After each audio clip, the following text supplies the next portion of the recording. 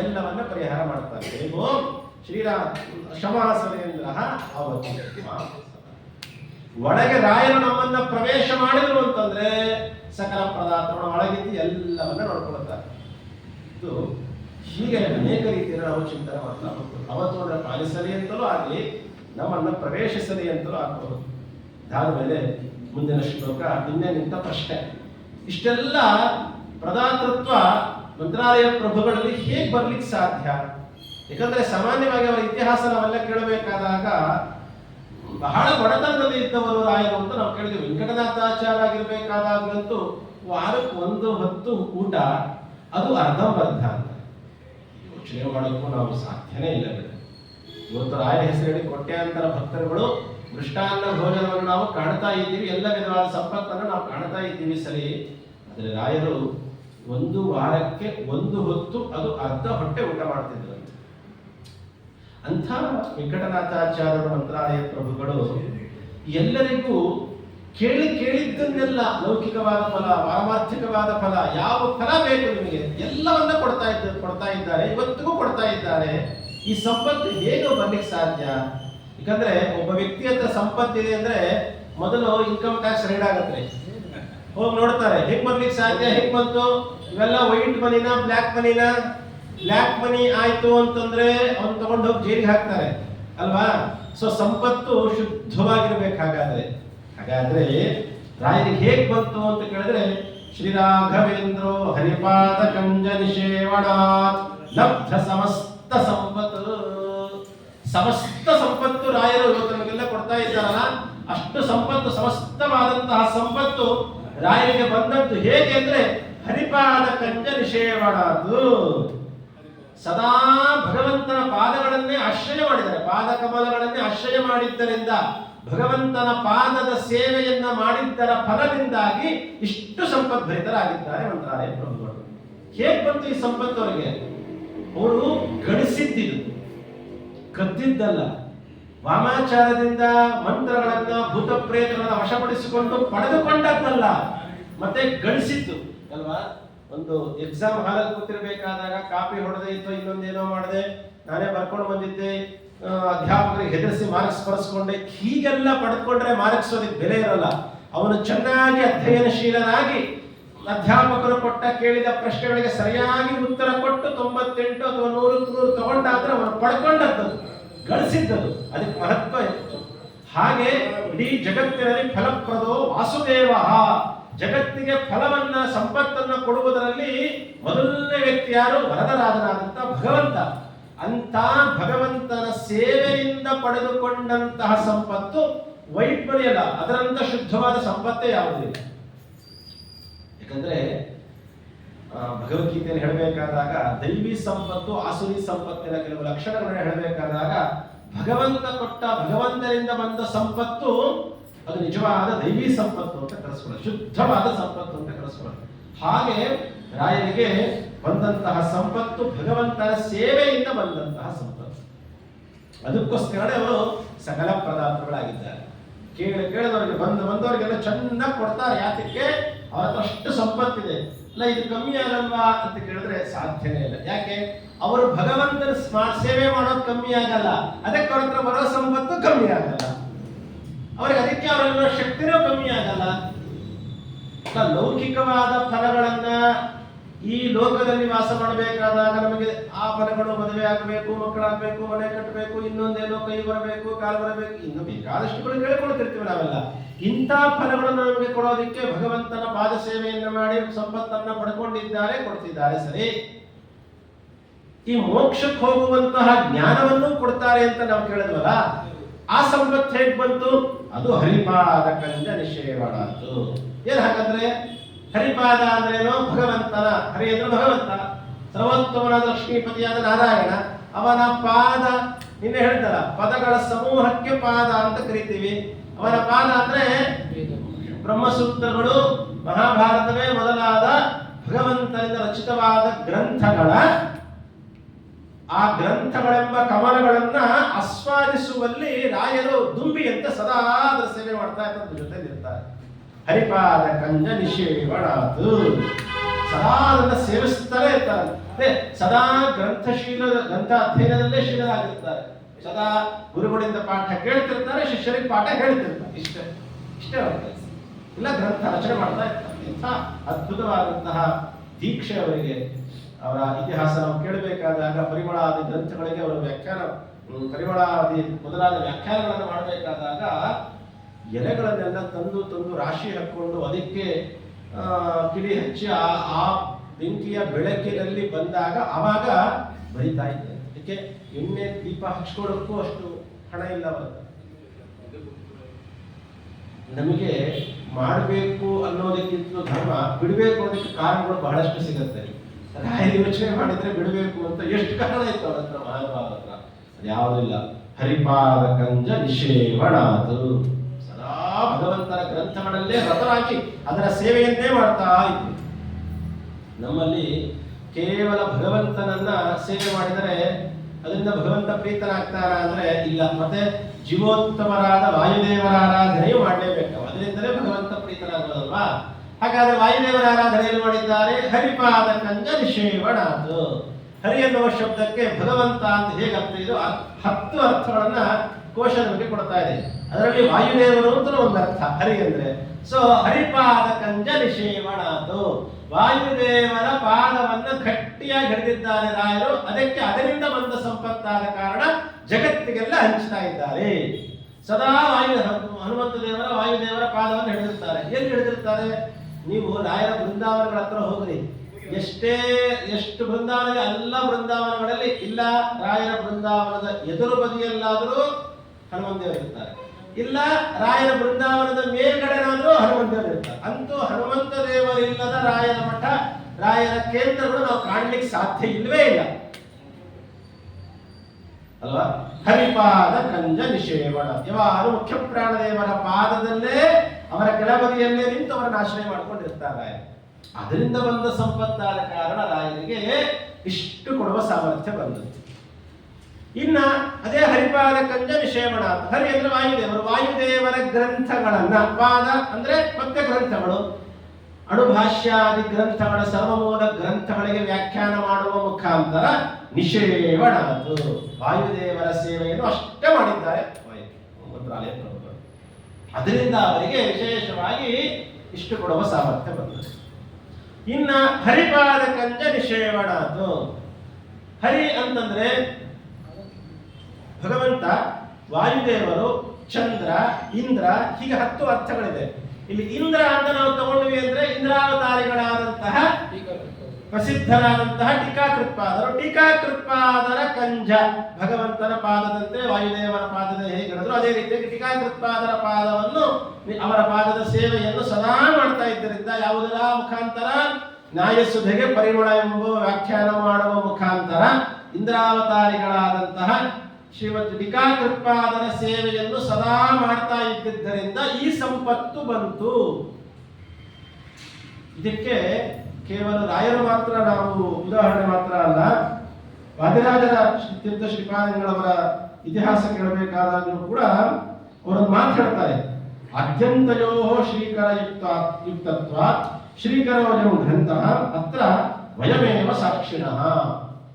ನ್ಯಾಯಸುಧೆಯನ್ನು ಯಾರು ಆಶ್ರಯ ಮಾಡ್ತಾರೋ ಅದು ಶ್ರೀಕರ ಗ್ರಂಥ ಇದ್ದಂಗೆ, ಯಾರಿಗೆ ಏನು ಬೇಕೋ ಅದನ್ನ ಕೊಡುವುದರಲ್ಲಿ ನಿಸ್ಸೀಮವಾದಂತಹ ಗ್ರಂಥ.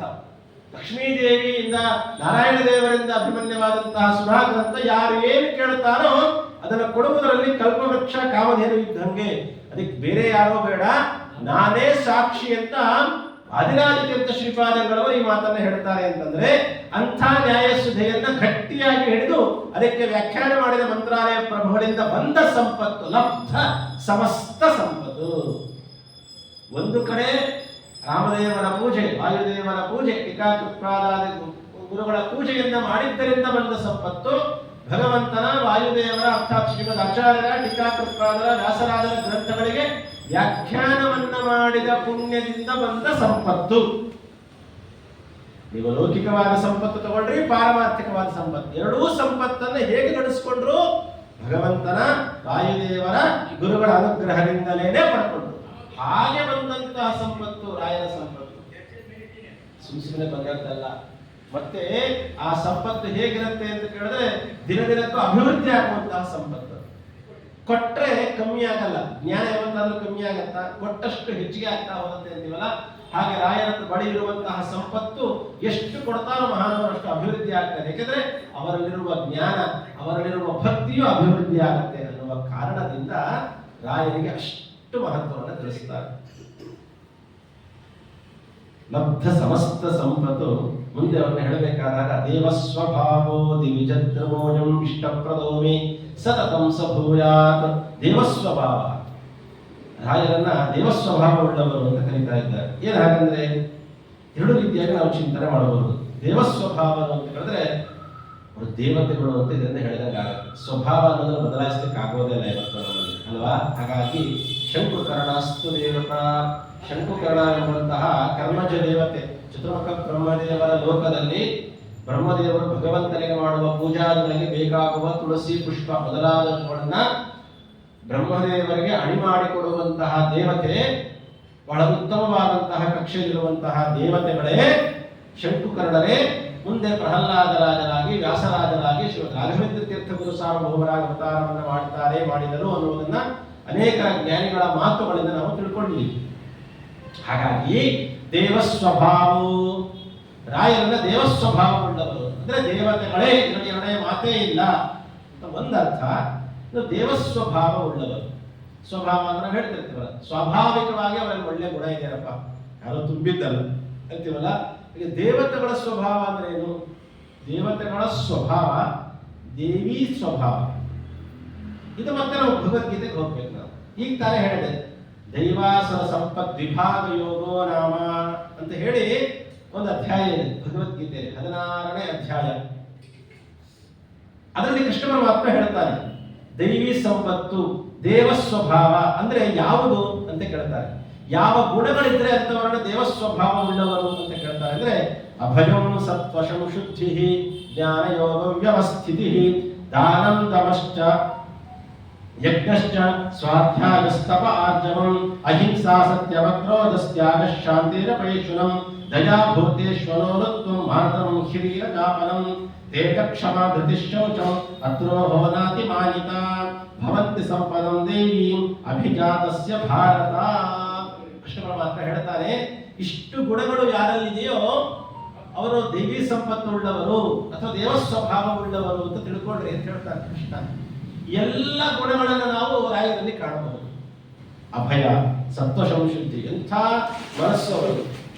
ಯಾವುದೇ ಕ್ಷಣದಲ್ಲಿ ಯಾವುದೇ ಕಾಲದಲ್ಲೂ ಕೂಡ ಅವರ ಮನಸ್ಸು ಕೆಟ್ಟದ್ದನ್ನು ಯೋಚಿಸಲಿಲ್ಲ, ಅವರ ಇಂದ್ರಿಯಗಳು ಕೆಟ್ಟ ಕಾರ್ಯವನ್ನ ಮಾಡಲಿಲ್ಲ. ಅವರ ಮನಸ್ಸು ಬುದ್ಧಿ ಎಲ್ಲವೂ ಪರಿಪೂರ್ಣವಾಗಿ ಶುದ್ಧವುಳ್ಳವರಾಗಿದ್ದಾರೆ. ದಾನ ಆಗಿರ್ಬೋದು, ದಮ ಆಗಿರಬಹುದು, ಸತ್ಯ ಆಗಿರಬಹುದು, ಧರ್ಮವಾಗಿರಬಹುದು. ಅವರನ್ನು ನಾವು ಸ್ತೋತ್ರ ಮಾಡೋದೇ ಸತ್ಯ ಧರ್ಮ ರಥಾಯಿಚ ಅಂತಲ್ವಾ. ಹಾಗಾಗಿ ಇಂಥ ಗುಣಗಳಿಂದ ಭರಿತರಾದವರು, ಗುಣಗಳಿಂದ ಬರೇ ಸ್ವಲ್ಪ ಮಟ್ಟಿಗೆ ಇದೆ ಅಂತಲ್ಲ, ಗುಣಗಳಿಂದ ಭರಿತರಾದವರು ಅವರಾಯಿತು. ಅದಕ್ಕೆ ಇಂಥ ಗೀತೆಯಲ್ಲಿ ಕೃಷ್ಣ ಪರಮಾತ್ಮ ಹೇಳಿದ ಆ ಎಲ್ಲ ಗುಣಗಳಿಗೆ ನಿದರ್ಶನ ಯಾರು ಅಂತ ಕೇಳಿದ್ರೆ ರಾಘವೇಂದ್ರ ತೀರ್ಥ ಗುರು ಸಾರ್ವಭೌಮ. ಈ ಎಲ್ಲ ಗುಣಗಳನ್ನು ಹೊಂದಿದ್ದರಿಂದಲೇ ಅವರು ದೇವಸ್ವಭಾವನಾಗಿದ್ದಾರೆ. ಅಷ್ಟೇ ಅಲ್ಲ, ಅವರು ಹೊಂದಿದ್ರೇ ಅವರು ದೇವಸ್ವಭಾವ ಉಳ್ಳವರು. ಇವ್ರದ್ದು ಇನ್ನೊಂದು ಎಕ್ಸ್ಟ್ರಾರ್ಡಿನರಿ ಧರ್ಮ ಇರುತ್ತಾ, ಅವರನ್ನು ನಂಬಿದವರಿಗೂ ಈ ಗುಣಗಳನ್ನ ಅನುಗ್ರಹ ಮಾಡಿ ಕೊಡ್ತಾರೆ, ಅಭಿವ್ಯಕ್ತ ಆಗುವಂತೆ ಮಾಡುತ್ತಾರೆ. ಇದು ಬಹಳ ದೊಡ್ಡದಲ್ವಾ. ನಾನು ಒಳ್ಳೆಯವನಾಗಿರೋದು ಬೇರೆ, 4 ಜನರು ಒಳ್ಳೆಯವರನ್ನಾಗಿ ಮಾಡೋದು ಬೇರೆ. ಆ ಯೋಗ್ಯತೆ ನಾವು ಒಳ್ಳೆಯವರಾಗುವ ಯೋಗ್ಯತೆಯೇ ನಮ್ಮಲ್ಲಿ ಕಮ್ಮಿ. ಇನ್ನು ನಾವು 4 ಜನನ್ನ ಒಳ್ಳೆಯವರನ್ನಾಗಿ ಮಾಡ್ತೀವಿ ಅಂತ ಹೇಳಲಿಕ್ಕೆ ಆಗೋದು ಇಲ್ಲ, ಧೈರ್ಯವೂ ಬೇಕು, ಹೇಳಿದ್ರೂ ಆಗೋದಿಲ್ಲ. ಇಂಥ ಮಾತನ್ನ ಅವರು ರಾಯರಾಗಿರ್ಬೇಕಾದಾಗಲ್ಲ, ಪ್ರಹ್ಲಾದರಾಜರಾಗಿರ್ಬೇಕಾದಾಗೇನೆ, ನರಸಿಂಹದೇವರು ಮೋಕ್ಷಕ್ಕೆ ಕರೆದಾಗೇನೆ, ಸ್ವಾಮಿ ನನ್ನನ್ನು ನಂಬಿಕೊಂಡಿರುವಂತಹ ದೈತ್ಯ ಬಾಲಕರಿಂದ ಮೊದಲು ಮಾಡಿಕೊಂಡು ಅನೇಕ ಜನ ಭಕ್ತರುಗಳೆಲ್ಲರೂ ಕೂಡ ನಿನ್ನ ಭಕ್ತರು ನನ್ನ ಭಕ್ತರು ಕಾಯ್ಕೊಂಡಿದ್ದಾರೆ, ಅವ್ರನ್ನೆಲ್ಲ ಒಳ್ಳೆ ಹಾದಿಗೆ ತಂದು ಮೋಕ್ಷದ ಹಾದಿಗೆ ತಂದು ಅವರನ್ನು ನಿನ್ನ ಹತ್ರ ಕರ್ಕೊಂಡು ಬರಬೇಕು. ಅದಕ್ಕೋಸ್ಕರ ನಾನು ನಿಮ್ ಜೊತೆ ಬರೋದಿಲ್ಲ. ಕರಿಷ್ಯೆ ಕಾರಯಿಷ್ಯೇತ ಪ್ರಾತಃ ಸಂಕಲ್ಪ ಗದ್ದದಲ್ಲಿ ಹೇಳಬೇಕಾದ ಅವರು ದೇವಸ್ವಭಾವವುಳ್ಳವರು ಅಂತ ಒಂದು ಸರಿ, ಅವರನ್ನ ನಂಬಿದವರಿಗೆ, ಅವರನ್ನ ಯಾರು ಸ್ತೋತ್ರಾದಿಗಳನ್ನು ಮಾಡುತ್ತಾರೋ ಅಂಥವರಿಗೂ ಕೂಡ ಒಳ್ಳೆಯ ಗುಣಗಳನ್ನ ಕೊಟ್ಟು ಅವರನ್ನ ಮೋಕ್ಷದ ಕಡೆಗೆ ಕರ್ಕೊಂಡು ಹೋಗುವ ಮಹಾನುಭಾವರಂದ್ರೆ ಯೋಚನೆ ಮಾಡಿ. ಎಷ್ಟು ತಾಳ್ಮೆ ಅವರಿಗೆ ಅಲ್ವಾ? ಇದು ಹೇಳ್ತಾರ ತಾಳ್ಮೆ ಎಷ್ಟು ಅವರಿಗೆ. ಇದು ಇದೇ ರಾಯರ ಆರಾಧನೆಯಲ್ಲಿ ನಾವು ಕೂತಿರ್ಬೇಕಾದಾಗ ನಮ್ಮ ಪಕ್ಕಕ್ಕೊಬ್ಬರಿಗೆಲ್ಲ ಹೇಳ್ಕೊಡ್ರಿ ಅಂತ ಯಾರಾದ್ರೂ ಹೇಳ್ಬಿಟ್ಟು ಹೋದ್ರೆ 5 ನಿಮಿಷ ನಾವು ಅವ್ರಿಗೋಸ್ಕರ ಕಾಯಲ್ಲ. 1 ನಿಮಿಷದಲ್ಲಿ ನಾನು ಬರ್ತೀನಿ ಒಟ್ಟಿಗೆ ಹೋಗೋಣ ಊಟಕ್ಕೆ ಎಲ್ಲ ಸಿಗೋಣ ಬಿಡಪ್ಪ. 5 ನಿಮಿಷ ನಾವು ಕಾಯಲ್ಲ. ಆದ್ರೆ ರಾಯರು ಯುಗ ಯುಗಗಳ ಗಟ್ಟಲೆ ನಮಗೋಸ್ಕರ ಮೋಕ್ಷಕ್ಕೆ ಹೋಗೋದನ್ನ ತಡೆದು ನಿಲ್ಲಿಸಿ ನಮಗಳನ್ನ ಕರ್ಕೊಂಡು ಹೋಗ್ಲಿಕ್ಕೆ ಬರಬೇಕು ಅಂತಿದ್ರೆ ಸಾಮಾನ್ಯನಿಗೆ ಇದು ಸಾಧ್ಯವಾಗುವಂತಹದ್ದಲ್ಲೇ ಅಲ್ಲ. ಯೋಚನೆ ಮಾಡಿದ ಒಂದ್ಸತಿ ಹೋಗ್ತಾರೆ, ಎಷ್ಟೇ ಆಗ್ಲಿ ನಾನು ನಂದು ಅಂತ ಬಂದು ಸೇರ್ಕೊಂಡು ಬಿಡುತ್ತೆ. ನಾನು ನಂದು ಅಂತ ಬಂದು ಸೇರ್ಕೊಂಡು ನಿಮ್ಗೊಂದು ಭಾರತ ರತ್ನ ಅವಾರ್ಡ್ ಕೊಡಬೇಕು ಅನ್ಕೊಂಡಿದೀವಿ, ನೀವು ಇವತ್ತು ಬಂದ್ರೆ ಆಗತ್ತೆ, ನಾಳೆ ಬಂದ್ರೆ ಆಗೋದಿಲ್ಲ ಅಂತ ಹೇಳ್ಬಿಟ್ರು ಅಂದ್ರೆ ಇವತ್ತೇನೇ ಯಾರಿಗೇನೇ ಆಗಿರ್ಲಿ ನಾನು ಹೋಗ್ತೇನೆ. ಯಾಕೆ ನನಗೆ ಪ್ರಶಸ್ತಿ ಸಿಗತ್ತೆ. ನಾಳೆ ಹೋದ್ರೆ ಸಿಗಲ್ಲ. ಇನ್ಯಾರು ನಮ್ಮವ್ರು ಹೇಳ್ತಾರೆ ಇವತ್ತು ಬರೋದು, ಇವತ್ತು ಹೋಗ್ಬೇಡ ನಾಳೆ ಹೋಗ್ತೀವ ನಾವು. ಏನ್ಯಾರು ನಾನು ನಂದು. ಅದಕ್ಕೆ ರಾಯರ ಹತ್ರ ಒಂದು ನಿಂತ್ಕೊಂಡು, ಸ್ವಾಮಿ ನೀವು ದೇವಸ್ವಭಾವ ಉಳ್ಳವರು, ನಿಮ್ಮ ಅನುಗ್ರಹದಿಂದ ಒಂದೆರಡು ಒಳ್ಳೆಯ ಗುಣಗಳಾದರೂ ಕೂಡ ನಮ್ಮೊಳಗೂ ಬರುವಂತೆ ಅನುಗ್ರಹ ಮಾಡಿ. ದೇವಸ್ವಭಾವ ಅಂತ ಅದ್ಭುತವಾದ ಚಿಂತನೆ. ಇದರಿಂದ ನಮಗೆ ಅವರು ದೇವತೆಗಳು, ಯಾಕಂದ್ರೆ ಎಲ್ಲವನ್ನ ಕೊಡಬೇಕು ಅಂತಿದ್ರೆ ದೇವತೆಗಳಿಗೆ ಸಾಧ್ಯ. ಹಾಗಾಗಿ ಅವರು ದೇವತೆಗಳು ಅನ್ನೋದನ್ನು ನಾವು ಇದರಿಂದ ನಾವು ಈ ಒಂದು ಶಬ್ದದಿಂದ ನಾವು ಗುರುತಿಸಬಹುದು, ತಿಳ್ಕೊಳ್ಬಹುದು. ಅದಾದ ಮೇಲೆ ಧೀರೇಂದ್ರ ತೀರ್ಥರ ವ್ಯಾಖ್ಯಾನದಲ್ಲೂ ಕೂಡ ಇದೇ ಮಾತನ್ನು ಹೇಳ್ತಾರೆ. ದೇವಸ್ವಭಾವ ದೇವತಾ ಸ್ವರೂಪ ದೇವಾವತಾರ ಅಂತ ಆ ಶಬ್ದಕ್ಕೆ ಅರ್ಥವನ್ನು ಬರೀತಾರೆ. ದೇವತೆಗಳ ಅವತಾರವೇ, ಇದರಲ್ಲಿ ಸಂಶಯವೇ ಬೇಡ ಅಂತ ಹೇಳ್ತಾರೆ. ದೇವತೆಗಳ ಅವತಾರವೇ. ಶಂಕುಕರ್ಣನಂತಹ ದೇವತನೇ ಮಂತ್ರಾಲಯ ಪ್ರಭುಗಳಾಗಿ ಅವತರಿಸಿದ್ದಾರೆ. ಅದಾದ್ಮೇಲೆ ದಿವಿಜದ್ರುಮ. ದಿವಿಜದ್ರುಮ ಏನ್ ಹಾಗಂದ್ರೆ, ಧ್ರುವ ಅಂದ್ರೆ ವೃಕ್ಷ ಅಂತ ಅರ್ಥ. ದಿವಿಜ ಅಂತ ಕೇಳಿದ್ರೆ ದೇವತೆಗಳ ಲೋಕದಲ್ಲಿರುವಂತಹ ವೃಕ್ಷ ಅಂದ್ರೆ ಕಲ್ಪವೃಕ್ಷ ಅಂತ ಅರ್ಥ. ದೇವವೃಕ್ಷ ಅಂದ್ರೆ ಕಲ್ಪವೃಕ್ಷ ಅಂತ ಕರೀತಾರೆ. ಕಲ್ಪವೃಕ್ಷ ಅಂತ ಒಂದು 4-5 ಪ್ರಾಯಶಃ 5 ಜಾತಿಗಳಿಗೆ ಕರೀತಾರೆ ಕಲ್ಪವೃಕ್ಷ ಅಂತ. ದೇವತೆಗಳಲ್ಲಿ ಮಾಲತಿ ಪುಷ್ಪ, ಪಾರಿಜಾತ ಪುಷ್ಪ, ತೆಂಗಿನಕಾಯಿದು ಫಲ, ಇಂಥ ಗಿಡಗಳ ರೂಪದಲ್ಲಿ ಕಲ್ಪವೃಕ್ಷಗಳು 5 ಜಾತಿಯಲ್ಲಿ ಕಲ್ಪವೃಕ್ಷಗಳು ಇರುತ್ತೆ ದೇವಲೋಕದಲ್ಲಿ. ಪಾರಿಜಾತ ವೃಕ್ಷಕ್ಕೂ ನಾವು ಕಲ್ಪವೃಕ್ಷ ಅಂತ ಕರಿತೀವಿ. ತೆಂಗಿನಕಾಯಿ ಗಿಡಕ್ಕೂ ನಾವು ತೆಂಗಿನ ಮರಕ್ಕೂ ಕಲ್ಪವೃಕ್ಷ ಅಂತ ಕರಿತೀವಿ. ಆದರೆ ಅಲ್ಲೆಲ್ಲ ನಾಶವಾಗದೇ ಇರುವಂತಹ ಮುತ್ತು, ಹವಳ, ಬಂಗಾರ, ವಜ್ರ, ವೈಡೂರ್ಯಗಳಿಂದ ಕೂಡಿದಂತಹ ವೃಕ್ಷಗಳು ಅಂತ ತಿಳ್ಕೊಳ್ರಿ ದೇವಲೋಕದಲ್ಲಿರುವಂತಹ ಕಲ್ಪವೃಕ್ಷಗಳು. ಈ ಕಲ್ಪವೃಕ್ಷಗಳ ಲಕ್ಷಣ ಏನು ಅಂತ ಹೇಳಿದ್ರೆ, ನಾವೇನ್ ಕಲ್ಪನೆ ಮಾಡ್ಕೊಳ್ತೀವೋ ಅದನ್ನ ಕೊಡತ್ತೆ. ಆದ ಕಾರಣ ಅದಕ್ಕೆ ಕಲ್ಪವೃಕ್ಷ ಅಂತ ಕರೀತಾರೆ. ಚಿಂತಾಮಣಿ ಅಂದ್ರೆ ನಾವೇನ್ ಚಿಂತಿಸ್ತೀವೋ ಅದನ್ನ ನಮಗೆ ಕೊಡತ್ತೆ. ಕಲ್ಪವೃಕ್ಷ ಅಂದ್ರೆ ನಾವೇನ್ ಕಲ್ಪನೆ ಮಾಡ್ಕೊಳ್ತೀವೋ ಅದು ನಮಗೆ ಕೊಡತ್ತೆ. ಕಾಮಧೇನು ಅಂತ ಹೇಳಿದ್ರೆ ನಾವೇನ್ ಇಷ್ಟಪಟ್ಟು ಬಾಯ್ಬಿಟ್ಟು ಕೇಳ್ತೀವೋ ಅದು ನಮಗೆ ಕೊಡತ್ತೆ. ಅದಕ್ಕೆ ಕಾಮಧೇನು ಅಂತ. ಇಲ್ಲಿ ದಿವಿಜ ಧ್ರುವ ಅಂದ್ರೆ ಕಲ್ಪವೃಕ್ಷ ಇದ್ದಂತೆ ರಾಯರು. ಸಾಮಾನ್ಯವಾದ ಕಲ್ಪವೃಕ್ಷದ ಲಕ್ಷಣ ಅನ್ಕೊಳ್ಳೋ ಕಷ್ಟ ಕೊಟ್ಬಿಡತ್ತೆ. ಯಾರೋ ಒಬ್ಬ ಮರಳು ಕಾಡಿನಲ್ಲಿ ಹೋಗ್ತಾ ಇದ್ದಂತೆ, ಬಹಳ ಬಿಸಿಲು ಅವನಿಗೆ, ನೆರಳು ಬೇಕು ಅನ್ನಿಸ್ತು. ದೂರದಲ್ಲಿ ಒಂದು ಒಳ್ಳೆ ಮರ ಕಾಣಿಸ್ತು ಅವನಿಗೆ. ಹೋಗ ಮರದ ಕೆಳಗೆ ಕುತ್ಕೊಳ್ತಾನೆ. ಆ ನೆರಳಿಗೆ ಬಹಳ ಆನಂದ ಆಯ್ತು ಅವನಿಗೆ. ಇಂಥ ಮರಳುಗಾಡಲ್ಲಿ ಒಳ್ಳೆ ಮರ ಸಿಗ್ತಾರ ಅಂತ. ಕುಡಿಲಿಕ್ಕೆ ಒಂದು ಸ್ವಲ್ಪ ನೀರಿದ್ದಿದ್ರೆ ಚೆನ್ನಾಗಿರ್ತಿತ್ತು ಅಂತ ಕಲ್ಪನೆ ಮಾಡಿಕೊಂಡ. ತಕ್ಷಣ ಒಂದು ಬಂಗಾರ ತಮಗೆ ಒಳಗೆ ಒಂದು ಚೆನ್ನಾಗಿರೋ ಒಳ್ಳೆ ನೀರು ಸಿಕ್ತು ಅವನಿಗೆ. ಇದೇ ನೀರು ಬಂತಲ್ಲ ಅಂತ ಹೇಳ್ದ. ಗಡ ಗಡ ಗಡ ಚೆನ್ನಾಗಿ ನೀರು ಕುಡ್ದ. ಬಹಳ ಸಂತೋಷ ಆಯ್ತು ಅವನಿಗೆ. ನೀರು ಸಿಕ್ತು, ಬಹಳ ಹಸುವಾಗ್ತಿದೆ, ಊಟ ಮಾಡ್ಲಿಕ್ಕೆ ಏನಾದ್ರೂ ಭೋಜನದ ವ್ಯವಸ್ಥೆ ಆಗಿದ್ರೆ ಚೆನ್ನಾಗಿರ್ತಿತ್ತು ಅನ್ಕೊಂಡ. ತಕ್ಷಣ ಒಂದು ತಟ್ಟೆ ತುಂಬಾ ಅವನಿಗೆ ಬೇಕಾದ ಖಾದ್ಯ ಪದಾರ್ಥಗಳೆಲ್ಲ ಬಂತು. ಯಾಕಂದ್ರೆ ಆ ಮರದ ಬುಡದಲ್ಲೇ ಕೆಳಬದಿಯಲ್ಲೇ ಕೂತಿದ್ದ. ಅದು ಕಲ್ಪವೃಕ್ಷವಾಗಿತ್ತು. ಅವನನ್ನು ಕಲ್ಪನೆ ಮಾಡ್ಕೊಳ್ತಿದ್ದ. ಭೋಜನ ಬೇಕು ಅನ್ಕೊಂಡ, ಭೋಜನ ಸಿಕ್ತು. ಹೊಟ್ಟೆ ತುಂಬ ತಕ್ಷಣ ಒಂದಿದ್ದೇನು ನಮಗೆ, ಅದೇ ಅಲ್ವಾ, ಮುಂದೆ ಶಯನವೇ ಗತಿ, ನಮಗೆ ಮಲಗಲೇಬೇಕಲ್ವಾ. ಹಾಗಾಗಿ ಮಲ್ಕೊಳ್ಳಿಕ್ಕೆ ಮಣ್ಣಿನ ಮೇಲೆ ಹೇಗೆ ಮಾಡ್ಕೊಳ್ಳೋದು, ಒಳ್ಳೆ ಮಂಚ ಇದ್ರೆ ಚೆನ್ನಾಗಿ ನಿದ್ದೆ ಮಾಡ್ಬೋದಿತ್ತಲ್ಲ ಅಂತ ಅನ್ಕೊಂಡ. ತಕ್ಷಣ ಒಂದು ಮಂಚ ಬಂತಂತವ್ನಿಗೆ. ಏನು ಆಗಿದ್ದ ಆನಂದ. ಆ ಮಂಚದ ಕೆಳಗಡೆ, ಮಂಚದ ಮೇಲೆ ಮಲ್ಕೊಂಡು ಆ ಮರಾನೇ ಹೀಗೆ ನೋಡ್ಕೊಳ್ತಾ ಇದ್ದಂತೆ. ಇಂಥ ದೊಡ್ಡ ಮರುಭೂಮಿಯಲ್ಲಿ ಒಂದೇ ಒಂದು ಮರ ಇದೆ. ಇದನ್ನು ಪಿಶಾಚಿ ಮರಣ, ಪಿಶಾಚಿ ಬಂದ್ರೆ ಏನಪ್ಪ ಮಾಡಬೇಕು ಅಂತ ಅನ್ಕೊಂಡಿದ್ದಂತೆ. ತಕ್ಷಣ ಪಿಶಾಚಿ ಬಂದ್ಬಿಡ್ತಂತೆ. ಅದನ್ನ ನೋಡಿ ಭಾರಿ ಭಯ ಆಗೋಯ್ತು ಅವನಿಗೆ. ಏನದು ಪಿಶಾಚಿ ಬಂದ್ಬಿಡ್ತಲ್ಲ, ತಿಂದ್ರೆ ಏನ್ ಗತಿ ಅನ್ಕೊಂಡ, ತಿಂದ್ರೆ. ಕಲ್ಪವೃಕ್ಷ ಎಷ್ಟು ನಮಗೆ ಹಿತವೋ ಅಷ್ಟೇ ನಮಗೆ ಅಹಿತ. ಅಂದ್ರೆ ಆಸೆ ದುರಾಸೆ ಆದ್ರೆ ಹೇಗಾಗತ್ತೆ ಅಂತ. ಕಲ್ಪವೃಕ್ಷ ನೀನೇನ್ ಕಲ್ಪನೆ ಮಾಡ್ಕೊಳ್ತೇವೆ ಅದು ಕೊಡ್ತಾ ಹೋಗುತ್ತಷ್ಟೇ. ಅದು ಅದರಿಂದ ಆಗುವಂತಹ ಘಟನೆಗಳ ಬಗ್ಗೆ ಅದು ಯೋಚನೆ ಮಾಡಲ್ಲ. ನೀನೇನ್ ಅನ್ಕೊಳ್ತೇವೆ ಕೊಡುತ್ತಷ್ಟೇ ಅದು ಕೆಲಸ. ಆದರೆ ರಾಯನ ಹಾಗಲ್ಲ. ಅವರು ಕಲ್ಪವೃಕ್ಷ, ನಿನ್ನೆ ಹೇಳಿದೆ ನಾನು, ಕೇಳಿದ್ದನ್ನೆಲ್ಲ ಕೊಡೋರು ಸಕಲ ಪದಾರ್ಥಗಳು ಅಂತಲ್ಲ. ಅವರು ದಿವಿಜದ್ರವಯ ದೈವಿಕವಾದಂತಹ ವೃಕ್ಷ ಅವರು.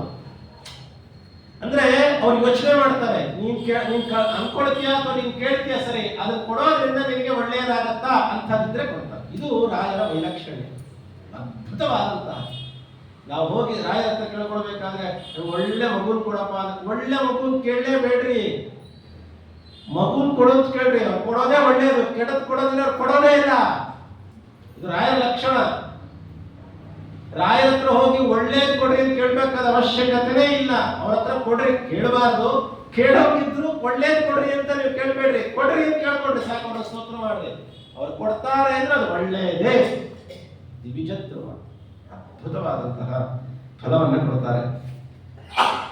ಹೀಗೆ ರಾಯರನ್ನ ಅನೇಕ ರೀತಿಯಲ್ಲಿ ದಿವಿಜದ್ರುಮ ಅಯಂ ಇಷ್ಟಪ್ರದ ಮೇ ಸತತಂ ಸಭೂಯ, ಅಂತಹ ಕಲ್ಪವೃಕ್ಷಕ್ಕೆ ಸಮಾನರಾದಂತಹ ಅಯಂ ಈ ರಾಘವೇಂದ್ರ ತೀರ್ಥರು ಮೇ ನನಗೆ ಸದಾ ಇಷ್ಟಪ್ರದ ಅಭಿಷ್ಟಪ್ರದವಾದದನ್ನ ಕೊಡಲಿ. ಇಷ್ಟಪ್ರದ ಅದ್ಭುತವಾದಂತಹ ಶಬ್ದ. ಇಷ್ಟಪ್ರದವಾದದ್ದನ್ನ ಕೊಡಲಿ, ನನಗೇನೇನಿಲ್ಲ ನನಗೆ ಇಷ್ಟಪಡ್ತೀನೋ ಅದೆಲ್ಲ ಕೊಡಿ ಸ್ವಾಮಿ ಅಂತ ಕೇಳ್ಕೊಳ್ಬೇಕು. ಇಲ್ಲೊಂದು ನಾವು ಇಷ್ಟಪ್ರದ ಅನ್ನೋದು ನನಗೆ ಇಷ್ಟವಾದದ್ದನ್ನ ಅಂತ ನಾವು ಅನ್ವಯ ಮಾಡ್ಕೊಳ್ಳೋದು ಬೇಡ. ಮತ್ತೆ ರಾಘವೇಂದ್ರ ಇಷ್ಟಪ್ರದ ಹೀಗೆ ಅನ್ವಯ ಮಾಡ್ಕೊಂಡ್ರೆ ಚೆನ್ನಾಗಿರುತ್ತೆ ಅಲ್ವಾ. ಮೊದಲು ಶ್ರೀ ರಾಘವೇಂದ್ರ ಹರಿಪಾದ ಕಂಜ ಅನ್ನೋ ಶ್ಲೋಕದ ಪ್ರಾರಂಭದಲ್ಲಿ ರಾಘವೇಂದ್ರ ಶಬ್ದ ಇದೆಯಲ್ಲ, ರಾಘವೇಂದ್ರ ಇಷ್ಟಪ್ರದ ಅಂತ ಮಾಡ್ಕೊಳ್ಳೋಣ. ಸ್ವಾಮಿ ನನಗಿಷ್ಟ ಆಗಿದ್ದು ಯಾವುದೋ ಅದನ್ನು ಕೊಡಬೇಡಿ, ನನಗಿಷ್ಟ ಆಗಿದ್ದು ಮುಂದೆ ಅದು ಅನಿಷ್ಟ ಆಗ್ಬಿಡ್ಬೋದು, ನನಗೆ ಗೊತ್ತಿಲ್ಲ. ಇವತ್ತು ನನಗೆ ಅದು ಇಷ್ಟ ಇದೆ ಅಂತ ಅನ್ಸುತ್ತೆ, ಆದ್ರೆ ಮುಂದೆ ನನಗೆ ಅದು ಇಷ್ಟ ಆಗೇ ಉಳಿಯತ್ತೋ ಅನಿಷ್ಟವಾಗುತ್ತೋ ನನಗೆ ಗೊತ್ತಿಲ್ಲ. ನಿಮಗೆ ಇಷ್ಟಪ್ರದವಾದದ್ದು ಯಾವುದು, ನೀವು ಯಾವುದನ್ನ ಇಷ್ಟಪಟ್ಟು ಕೊಡ್ತಿರಲ್ಲ ಅದನ್ನ ನನಗೆ ಕೊಡುವಂತಾಗಲಿ ಅಂತ ನಮ್ಮ ಪ್ರಾರ್ಥನೆ ಇರಬೇಕು. ಬಹಳ ಅದ್ಭುತವಾದ ಪ್ರಾರ್ಥನೆ ಆಗತ್ತವಾಗ ನಿಜವಾಗ್ಲೂ. ಯಾಕೆಂದ್ರೆ ನಾವು ದೇವರ ಹತ್ರ ಅಥವಾ ಭಗವಂತನ ಹತ್ರ ಗುರುಗಳ ಹತ್ರ ನಾವೆಲ್ಲ ಕೇಳ್ಕೊಳ್ಬೇಕಾದಾಗ ನನಗೆ ಇಷ್ಟ ಆಗಿದ್ದು ಕೊಡು, ನಾನು ಕೇಳಿದ್ದು ಕೊಡು ಅಂತ ಆಗ್ಬಿಟ್ರೆ ನಾವು ಚಿಕ್ಕವರು ಆಗ್ತೀವಿ. ಇವಾಗ ಆಯ್ತಲ್ಲ ಕಲ್ಪವೃಕ್ಷದ ಕಥೆ, ಯಾವುದು ಕೇಳಬೇಕು ಯಾವುದು ಕೇಳಬಾರದು, ಏನ್ ಕೇಳಬೇಕು ಯಾವಾಗ ಕೇಳಬೇಕು ಏನು ಗೊತ್ತಿಲ್ಲ ನಮಗೆ. ಯಾವುದು ನಮಗೆ ಇಷ್ಟವೋ ಯಾವುದು ನಮಗೆ ಅನಿಷ್ಟವೋ ಏನೂ ಗೊತ್ತಿಲ್ಲ ನಮಗೆ ಅಲ್ವಾ. ಹಾಗಾಗಿ ನಾವು ಗುರುಗಳ ಹತ್ರ ಹೋದಾಗ ಏನು ಮಾಡಬೇಕು, ಸ್ವಾಮಿ ನಿಮಗೆ ಇಷ್ಟಪಡದ, ನಿಮಗೆ ಯಾವುದು ಇಷ್ಟವೋ ಅದನ್ನ ಕೊಡುವ ವಿಚಾರದಲ್ಲಿ ನೀವು ಕಲ್ಪವೃಕ್ಷದಂತೆ ನಮ್ಮಂತ ಜೊತೆಯಲ್ಲಿರ್ರಿ ಸ್ವಾಮಿ, ನಿಮಗೆ ಇಷ್ಟವಾದದ್ದನ್ನು ಕೊಡಿ, ಇಷ್ಟಪಡೋವೇ ಸತತಂ ಸಭೂಯ ಕೊಡುವಂತಾಗಲಿ ಅಂತ ಹೇಳಿ ಈ ರೀತಿಯಾಗಿ ನಾವು ರಾಯರನ್ನ ವಿಶೇಷವಾಗಿ ಸ್ತೋತ್ರ ಮಾಡಬೇಕು. ಹೀಗೆ ಶ್ರೀರಾಘವೇಂದ್ರ ಹರಿಪಾದ ಗಂಗರಿ ಶೇವಣಾದು ಲಬ್ಧ ಸಮಸ್ತ ಸಂಪತ್ತು ದೇವಸ್ವಭಾವೋ ದಿವಿಜದ್ರಮೋಯಂ ಇಷ್ಟಪ್ರದೋಮೆ ಸತತಂ ಸಭೂಯ. ಯಾವಾಗಲೂ ನಮಗೆ ರಾಯರು ನಮಗೆ ಇಷ್ಟಪ್ರದವಾದಂತಹ ಮೋಕ್ಷವನ್ನೇ ಕೊಡುವಂತೆ ಅನುಗ್ರಹ ಮಾಡಲಿ ಅಂತ ಪ್ರಾರ್ಥನೆ ಶ್ಲೋಕದಿಂದ ನಾವು ತಿಳಿಬೇಕು. ಅದಾದ ಮೇಲೆ ಮುಂದೆ ಇನ್ನ ರಾಯರ ಲಕ್ಷಣವನ್ನು ಹೇಳ್ತಾ, ಭವ್ಯ ಸ್ವರೂಪೋ ಭವ ದುಃಖತೋಲ ಸಂಘಾಗ್ನಿಚರ್ಯ ಸುಖ ಧೈರ್ಯಶಾಲಿ ಸಮಸ್ತ ದುಷ್ಟಗ್ರಹ ನಿಗ್ರಹೇಶ ದುರತ್ಯಯೋಪಪ್ಲವ ಸಿಂಧು ಸೇತು. ರಾಯರನ್ನ ಪಟ್ಟಾಚಾರ್ಯರು ಭವ್ಯ ಸ್ವರೂಪ, ಹಿಂದೆ ದೇವಸ್ವಭಾವ ಅಂತ ಸ್ತೋತ್ರ ಮಾಡ್ತಾರೆ, ಈಗ ಭವ್ಯ ಸ್ವರೂಪ ಉಳ್ಳವರು, ದಿವ್ಯ ಸ್ವರೂಪರು ಭವ್ಯ ಸ್ವರೂಪರು ಆಗಿದ್ದಾರೆ. ರಾಯರು ಹೇಗಿದ್ದಾರೆ ಅಂತ ಕೇಳಿದ್ರೆ ಅದ್ಭುತವಾಗಿದ್ದಾರೆ, ಸುಂದರವಾಗಿದ್ದಾರೆ, ಭವ್ಯವಾದಂತಹ ಸ್ವರೂಪ ಉಳ್ಳವರಾಗಿದ್ದಾರೆ. ಈ ಭವ್ಯ ಸ್ವರೂಪರು ಅಂತ ಕೇಳಿದ್ರೆ ಅವರ ಸ್ವರೂಪ, ಅವರ ಜೀವ ಯೋಗ್ಯತೆ ಅದು ಕೂಡ ಭವ್ಯವಾಗಿ ದಿವ್ಯವಾಗಿರುವಂತಹದ್ದು, ದೇವತೆಗಳೇ ಆಗಿದ್ದಾರೆ. ಏನೋ ಕೇವಲ ಪಾಂಡಿತ್ಯದಿಂದ ಮಾತ್ರ ಅವರು ಪ್ರಸಿದ್ಧರಾದವರು, ಯೋಗ್ಯತೆಯನ್ನು ಸಂಪಾದನೆ ಮಾಡಿಕೊಂಡವರು ಅಲ್ಲ. ಮಾಘ ಇತ್ಯಾದಿ ಕವಿಗಳು ಎಲ್ಲ ಇದ್ದಾರೆ, ಅವರೆಲ್ಲ ತಮ್ಮ ಕವಿತ್ವದ ಪ್ರೌಢಿಮೆಯಿಂದ ಪಾಂಡಿತ್ಯದಿಂದ ವಿದ್ವತ್ತಿನಿಂದ ಪಡೆದುಕೊಂಡರು. ಮಂತ್ರಾಲಯ ಪ್ರಭುಗಳು ಕೇವಲ ತಮ್ಮ ಪಾಂಡಿತ್ಯದಿಂದ ಮಾತ್ರ ಪ್ರಸಿದ್ಧರಾದವರು ಅಂತ ಅನ್ಕೊಳ್ಬೇಡ್ರಿ. ಭವ್ಯ ಸ್ವರೂಪರಾಗಿದ್ದಾರೆ, ದಿವ್ಯ ಸ್ವರೂಪರು ಭವ್ಯ ಸ್ವರೂಪರು ಸಾಕ್ಷಾತ್ ದೇವತೆಗಳೇ. ಅದನ್ನ ಸೂಕ್ಷ್ಮವಾಗಿ ಹಿಂದಿನ ಶ್ಲೋಕದಲ್ಲಿ ದೇವಸ್ವಭಾವ ಅಂತ ಹೇಳ್ಬಿಟ್ರು. ಅಲ್ಲಿ ಸ್ವಭಾವ, ಇಲ್ಲಿ ಸ್ವರೂಪ, ಎಂದಿಗೂ ಬದಲಾಯಿಸ್ಲಿಕ್ಕೆ ಆಗೋದಿಲ್ಲ. ಅದನ್ನ ನಮ್ಮಲ್ಲಿ ಆಚಾರ್ಯ ಹೇಳುವುದೇ ಹಾಗೆ ಸ್ವರೂಪ, ಭವ್ಯವಾದಂತಹ ಸ್ವರೂಪ ಉಳ್ಳವರು. ಇನ್ನ ಅವರ ದೇಹವೂ ಅಷ್ಟೇ ಅತ್ಯಂತ ನೋಡ್ಲಿಕ್ಕೆ ಬಹಳ ಸುಂದರವಾಗಿದ್ದರು ಅಂತಿದೆ. ಇವತ್ತಿನ ಕೆಲವು ಚಿತ್ರಪಟಗಳಲ್ಲಿ ಫೋಟೋಗಳಲ್ಲಿ ತುಂಬಾ ಹೊಟ್ಟೆ ಡುಮ್ಮಕ್ ಮಾಡಿ ಕಪ್ಪಗೆ ಮಾಡಿ ಮೀಸೆ ಮಾಡಿ 24 ಗಂಟೆ ಗಡ್ಡ ಮಾಡಿ ಅದೇ ತರ ಮಾಡಿ ಒಬ್ಬೊಬ್ಬರ ಭಕ್ತರಿಗೆ ಒಂದೊಂದು ರೀತಿಯಾಗಿ ಕಾಣಿಸ್ತಾರೆ. ಇಲ್ಲಿ ಆದರೂ ಕೂಡ ಇವರು ಮಾಡುವಷ್ಟು ಹೀಗೆಲ್ಲ ಇರಲಿಕ್ಕೆ ಸಾಧ್ಯನೇ ಇಲ್ಲ ಅಂತ ಹೇಳಿದ್ರೆ ರಾಘವೇಂದ್ರ ವಿಜಯದಲ್ಲಾಗಿರಬಹುದು, ಗುರುಸ್ತೋತ್ರದಲ್ಲಾಗಿರಬಹುದು ಅದ್ಭುತವಾದಂತಹ ಸ್ವರೂಪವುಳ್ಳವರು ಅಂತ ಹೇಳ್ತಾರೆ. ಕಲಿಕಲ್ಮಶ ವಿದೂರ ಕುಜನ ಕುಠಾರ ನಳಿನಾಕ್ಷ ವಿಮಲ ಶ್ರೀ ತುಳಸಿಯ ಹಾರ ಗಣ ಸುಶೋಭಿತ ಕಮಂಡಲ ದಂಡಧರ ಅಲಮ ಗೋಧರ್ಮತ ಜಲಧಿ ವಿಹಾರ ಸುಲಲಿತ ಕರುಣಾಮುಧೆ ಜಗನ್ನಾಥ ವಿಠಲನ ಒಲುಮೆಯ ಪಡೆದ ಇಳೆಗಳು ಮೆರೆದೆ. ಜಗನ್ನಾಥದಾಸರು ಹೇಗಿದ್ದಾರೆ, ಹೇಗಿದ್ರು ರಾಯರು ಅನ್ನೋದನ್ನು ನಮಗೆ ಚೆನ್ನಾಗಿ ತಿಳಿಸ್ಕೊಡ್ತಾರೆ. ತಪ್ತ ಕಾಂಚನ ಸಂಕಾಶಂ ಅಕ್ಷಮಾಲ ಕಮಂಡಲಂ ದೌರ್ಭ್ಯಾಂ ದಧಾನಂ ಕಾಷಾಯ ವಸನಂ ರಾಮಮಾನಸಂ ಯೋಗೀಂದ್ರ ತೀರ್ಥ ವಂದ್ಯಾಂಘ್ರಿಂ ತುಳಸಿ ಧಾಮಭೂಷಿತಂ ಜ್ಞಾನ ಭಕ್ತಿ ತಪಪೂರ್ಣಂ ಧ್ಯಾಯೇತ್ ಸರ್ವಾರ್ಥ ಸಿದ್ಧಯೇ. ರಾಯರ ಧ್ಯಾನ ಶ್ಲೋಕ ಇದೆ. ಹೇಗಿದ್ರು ಅಂದ್ರೆ ಹೀಗಿದ್ರು ಅಂತ ರಾಯರು ಅಂತ ಹೇಳ್ತಾರೆ. ಇದು ಅವರ ಸ್ವರೂಪ ಹೇಗಿತ್ತು, ಅವರ ದೇಹದ ಲಕ್ಷಣ ಹೇಗಿತ್ತು ಅಂತ ಹೇಳ್ತಾರೆ.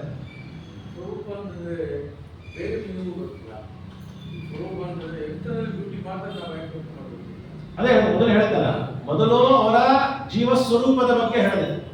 ಮೊದಲು ಜೀವಸ್ವರೂಪದ ಬಗ್ಗೆ ಹೇಳಿದೆ ಅಂದ್ರೆ ಒಳಗಿರುವಂತಹ ಜೀವ, ದೇಹದ ಬಗ್ಗೆ ಮಾತನಾಡಿಲ್ಲ. ಒಳಗಿರುವ ಸ್ವರೂಪ ಅದು ಭವ್ಯವಾಗಿದೆ. ಭವ್ಯ ಸ್ವರೂಪ ಅನ್ನೋದನ್ನ ಅವರು ದೇವಸ್ವಭಾವ ಅನ್ನುವ ಶಬ್ದದಿಂದ ನಾವು ತಿಳಿದಾಗ ಅವರು ದೇವತೆಗಳೇ. ಅವರ ಸ್ವರೂಪದ ಬಗ್ಗೆ ಯೋಚನೆ ಮಾಡಬೇಡ್ರಿ, ಏನೋ ಇದು ಒಂದು ಜನ್ಮದಲ್ಲಿ ಮಾತ್ರ ತಮ್ಮ ಪಾಂಡಿತ್ಯದಿಂದ ಅಥವಾ ಇನ್ಯಾವುದೋ ಆಭಿಚಾರಿಕಗಳಿಂದ ಸಂಪತ್ತನ್ನ ಪಡ್ಕೊಂಡು ಹಂಚ್ತಾ ಇದ್ದಾರೆ ಅಂತ ಅನ್ಕೊಳ್ಬೇಡ್ರಿ. ಅವರು ಭವ್ಯ ಸ್ವರೂಪದಲ್ಲೂ ಭವ್ಯವಾಗಿದ್ದಾರೆ, ದೇವತೆಗಳಾಗಿದ್ದಾರೆ. ಹರಿಪಾದಕಂಜ ನಿಷೇವಣ ಅದರಿಂದ ಬಂದಿರುವ ಸಂಪತ್ತಾಗಿದೆ. ಅವರ ಸ್ವರೂಪ ಭವ್ಯವಾಗಿದೆ. ಇದು ಒಳಗಿನ ಸ್ವರೂಪದ ಬಗ್ಗೆ ಹೇಳಿದೆ. ಇನ್ನ ರೂಪ ಸ್ವರೂಪ ಅಂದ್ರೆ ಅವರ ದೇಹ ಈ ಜನ್ಮದಲ್ಲಿ ಅರ್ಥಾತ್ ರಾಯರಾಗಿ ಅವತಾರ ಮಾಡಿದಾಗಲೂ ಕೂಡ ಅವರ ದೇಹದ ಲಕ್ಷಣ ಹೇಗಿತ್ತು ಅಂದ್ರೆ ಭವ್ಯ ಸ್ವರೂಪ. ರಾಯರಾಗಿರಬೇಕಾದಾಗ ದೇಹದ ಲಕ್ಷಣವೂ ಕೂಡ ನಮ್ಮಲ್ಲಿ ಅದಕ್ಕೆ ಮಹತ್ವ ಇದೆ. ತಾತ್ಪರ್ಯದಲ್ಲೂ ಕೂಡ ಆಚಾರ್ಯರು 32 ಲಕ್ಷಣಗಳ ಬಗ್ಗೆ ಹೇಳಬೇಕಾದಾಗ ಆಚಾರ್ಯರನ್ನ 32ಗಳಿಂದ ಲಕ್ಷಣಗಳಿಂದ ಕೂಡಿದ ಮಹಾನುಭಾವರಂತ ಮಧ್ವಜಯದಲ್ಲಿ ನಾವು ಚಿಂತನೆ ಮಾಡ್ತೀವಿ. ತಾತ್ಪರ್ಯದಲ್ಲೂ ಕೂಡ ಆಚಾರ್ಯರು ಹೇಳಿಕೊಂಡಿದ್ದಾರೆ ಅದರ ಬಗ್ಗೆ. ಹಾಗೆ ದೇಹಗಳ ಲಕ್ಷಣಗಳು, ಇಂದ್ರಿಯಗಳು ಹೇಗಿರಬೇಕು ಅನ್ನೋದನ್ನು ಕೂಡ ರಾಯರನ್ನು ನೋಡಿದಾಗ ಅತ್ಯಂತ ಸಂಲಕ್ಷಣೋಪೇತವಾಗಿದ್ದವರು ಯಾರು? ಮಂತ್ರಾಲಯ ಪ್ರಭುಗಳು. ದೇಹದ ಅವಯವಗಳಿಂದ ಅಷ್ಟೇ. ಇದು ಭವ್ಯ, ಎರಡನೇ ಅರ್ಥ ಭವ್ಯ ಸ್ವರೂಪ, ಈ ರೀತಿಯಾಗಿದ್ದರು. ಇನ್ನು ಮೂರನೇ ಅರ್ಥ ಭವ್ಯ ಸ್ವರೂಪ ಅಂತ ಕೇಳಿದ್ರೆ ಒಬ್ಬ ಸನ್ಯಾಸಿಯಾದವರು, ಪರಮಹಂಸ ಪೀಠಾಧಿಪತಿಗಳಾದವರು, ಅವರ ದೇಹದ ಲಕ್ಷಣಗಳು ವಸ್ತ್ರ ಸಂಹಿತೆಯ ಮೊದಲಾದಿಂದ ವಸ್ತ್ರದಿಂದ ಮೊದಲು ಮಾಡಿಕೊಂಡು ಒಬ್ಬ ಸನ್ಯಾಸಿಗಳು ಹೇಗಿರಬೇಕು, ಗೃಹಸ್ಥನಾದ ಒಬ್ಬ ಬ್ರಾಹ್ಮಣ ಹೇಗಿರಬೇಕು, ಶಿಖಾ ಯುಗ್ನೋಪವೀತ ಕಚ್ಚ ಪಂಚಗಳನ್ನ, ಭಾರತೀಯ ವಸ್ತ್ರಗಳನ್ನ, ಆ ಸಂಹಿತೆಗಳನ್ನ ಪಾಲನೆ ಮಾಡುವವನು, ಅವರ ದೇಹದ ಲಕ್ಷಣ ಹೀಗೆಲ್ಲ ನಾವು ತಿಳಿತೀವಲ್ಲ. ಹೀಗೆ ಮೂರನೇ ಅಂಶ, ರಾಯರೊಬ್ಬ ಪರಮಹಂಸ ಪೀಠಾಧಿಪತಿಗಳಾದಂತಹ ಸನ್ಯಾಸಿಗಳಾದವರು ಹೇಗಿರಬೇಕು ಅಂತಂದ್ರೆ ಅದಕ್ಕೆ ಹೇಳ್ತಾರೆ ಹೇಗಿದ್ರು ಅಂತ ಹೇಳಿದ್ರೆ ತಪ್ತ ಕಾಂಚನ ಸಂಕಾಶಂ ಅಕ್ಷಮಾಲ ಕಮಂಡಲಂ, ಅಕ್ಷಮಾಲ ಹಿಡ್ಕೊಂಡಿದ್ರು, ಕಮಂಡಲವನ್ನು ಹಿಡ್ಕೊಂಡಿದ್ರು. ದೌರ್ಭ್ಯಾಂ ದಧಾನಂ ಕಾಷಾಯ ವಸನಂ, ಕಾಷಾಯ ವಸ್ತ್ರವನ್ನು ಧಾರಣೆ ಮಾಡಿಕೊಂಡಿದ್ರು. ರಾಮ ಮಾನಸಂ, ಹೃದಯದಲ್ಲಿ ರಾಮಚಂದ್ರ ದೇವರನ್ನ ಧಾರಣೆ ಮಾಡಿದವರಾಗಿದ್ರು. ಯೋಗೀಂದ್ರ ತೀರ್ಥ ವಂದ್ಯಾಂಘ್ರಿಂ ತುಳಸಿ ಧಾಮಭೂಷಿತಂ, ತುಳಸಿ ಮಾಲೆಯನ್ನ ಧಾರಣೆ ಮಾಡಿದವರಾಗಿದ್ರು. ಜ್ಞಾನ ಭಕ್ತಿ ತಪಪೂರ್ಣಂ, ಜ್ಞಾನದಿಂದ ಭಕ್ತಿಯಿಂದ ತಪಸ್ಸಿನಿಂದ ಪೂರ್ಣವರಾಗಿದ್ರು. ಇಂಥ ಮಂತ್ರಾಲಯ ಪ್ರಭುಗಳ ಸ್ವರೂಪವನ್ನ ಧ್ಯಾಯೇ ಸರ್ವಾರ್ಥ ಸಿದ್ಧತೆ. ಯಾರು ಧ್ಯಾನ ಮಾಡ್ರಿ ಅಂತವರು ಧ್ಯಾನ ಮಾಡ್ತಾರೋ ಅಂತವರಿಗೆ ಎಲ್ಲ ಸರ್ವಾರ್ಥಗಳು ಸಿದ್ಧಿಸುತ್ತೆ. ಹೀಗೆ ಅವರ ಲೌಕಿಕ ಹೊರಗಿನ ಅವರ ದೇಹದ ಲಕ್ಷಣಗಳನ್ನು ಹೇಳ್ತಾ ಇದ್ದಾರೆ. ಪ್ರಾರಂಭದಲ್ಲಿ ಅವರ ದೇಹದ ಒಳಗಿನ ಸ್ವರೂಪದ ಚಿಂತನೆಯನ್ನು ಹೇಳ್ತಾ ಇದ್ದಾರೆ. ಇದೊಂದು ಚಿಂತನೆ.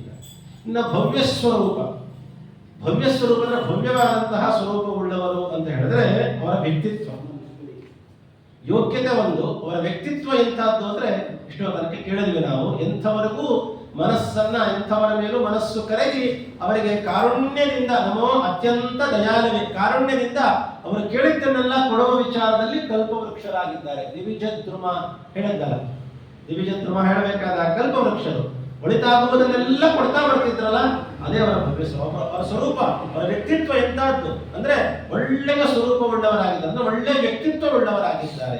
ರಾಯರ ಕಾರುಣ್ಯ ಎಂಥದ್ದು ಅಂತ ಹೇಳಿದ್ರೆ, ಅಗ್ನಿ ಆಗುವ ಕಾಲಕ್ಕೆ ಅಗ್ನಿ ಆಗ್ತಾರೆ, ವರುಣ ಆಗಬೇಕಾದ ಕಾಲಕ್ಕೆ ವರುಣನಂತ ಆಗ್ತಾರೆ, ರುದ್ರನಾಗುವ ಕಾಲಕ್ಕೆ ರುದ್ರನಾಗ್ತಾರೆ. ಯಾವ ಕಾಲಕ್ಕೆ ಯಾವ ಗುಣವನ್ನ ಅಭಿವ್ಯಕ್ತಪಡಿಸ್ಕೊಳ್ಬೇಕಂದ್ರೆ ಅಭಿವ್ಯಕ್ತಪಡಿಸ್ಕೊಳ್ತಾರೆ. ಭಕ್ತರ ಕಷ್ಟಗಳೆಂಬಂತಹ ಬೆಣ್ಣೆಯನ್ನ ಹೇಗೆ ಕರಗಿಸ್ತಾರೆ ಅಂದ್ರೆ ರಾಯರು ತಂದ್ಕೊಂಡ್ಬಿಟ್ರೆ ಸಾಕಂತೆ ಆ ಎಲ್ಲ ಕಷ್ಟಗಳನ್ನು ಬೆಣ್ಣೆ ಕರೆದ ಕರಗಿಸ್ಬಿಡ್ತಾರೆ. ಮುಂದೆ ಬರುತ್ತೆ, ಅವರೇ ಸ್ತೋತ್ರ ಮಾಡ್ತಾರೆ ಅದನ್ನ. ಇರಲಿ, ಹೀಗೆ ರಾಯರ ಸ್ವರೂಪ ಅದ್ಭುತವಾದಂತಹ ಭವ್ಯ ಸ್ವರೂಪ, ಭವ್ಯ ಸ್ವರೂಪರಾಗಿದ್ದಾರೆ. ಭವ ದುಃಖ ತೂಲ ಸಂಘಾಗ್ನಿ ಚರ್ಯ. ಭವ ಅಂತ ಹೇಳಿದ್ರೆ ಸಂಸಾರ ಅಂತ ಅರ್ಥ, ದುಃಖ ಅಂತ ಹೇಳಿದ್ರೆ ದುಃಖಗಳು, ನಾವೆಲ್ಲ ಅನುಭವಿಸ್ತಿರ್ತೇವೆ ದುಃಖಗಳು. ಭವ ದುಃಖ, ಸಂಸಾರವೆಂಬಂತಹ ದುಃಖ.